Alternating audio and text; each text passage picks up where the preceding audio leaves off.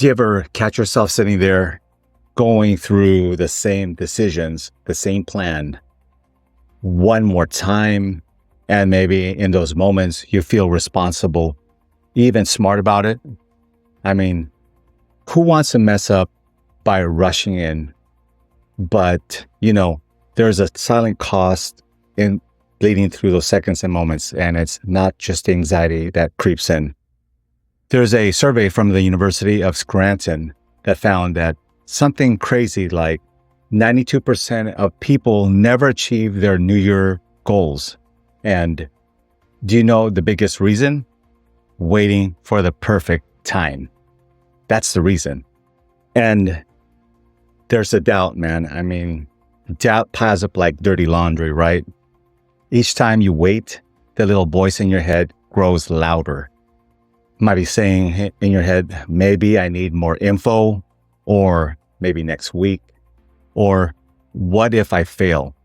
Studies actually show that the mental energy we burn, psychologists call decisional fatigue.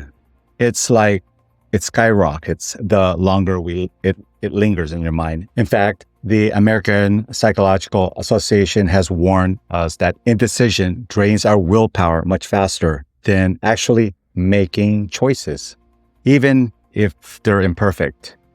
But here's something that should shock you. Action, even small action, is the antidote. It was nowhere near perfect, but you know what? All the planning in the world didn't bring clarity. It's the action that did. Have you ever noticed how preparing feels productive, but at some point, you got to cross the invisible line, right? After that, every new hour you spend getting ready actually moves you further from your goal, not closer to it. The opportunities cost, read somewhere, I think it was Forbes, said something like a missed opportunity is the most expensive thing you'll never buy. And action isn't going full banana speed ahead, damn the consequences.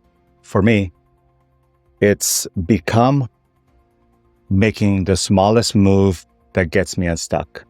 I tell myself, just email one person or just research one tool, not 20. And have you seen this? With each step, the next one flashes into focus. I found that inaction almost always causes more regret than failure.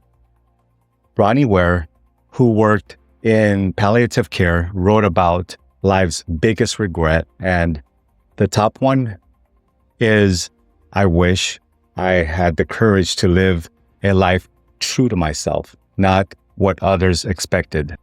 That regret comes from not acting. There's this myth that waiting makes you wise, but honestly, most wisdom comes from seeing what doesn't work, not standing by while life passes by. And here's the thing, overthinking is like quicksand. The more you wrestle mentally, the harder it is to move. If you've heard the quote by Mark Twain, he said, "I've got a lot of worries in my life, and most of which never happened. Most of what kept me from acting was just plain fiction." But you know what empowers me? The belief that momentum is magic. And once you break free from that stillness, even a little, suddenly you feel lighter, more awake. It's like your blood starts pumping again. Still, it isn't always easy. Sometimes the hardest thing is believing your tiny steps matter, and action leads to clarity, and not the other way around. So if you're stuck somewhere right now, just ask yourself, what will waiting cost me? Not just in money or time, but in energy, learning, connections, your self-trust. The best trust you have is the trust in yourself. And if you're afraid to start because it won't be perfect, think about how imperfect inaction is. It never gets you where you want. I'm not naturally brave. If only I felt more confident, then I'd act. But now I know that it's not how it works.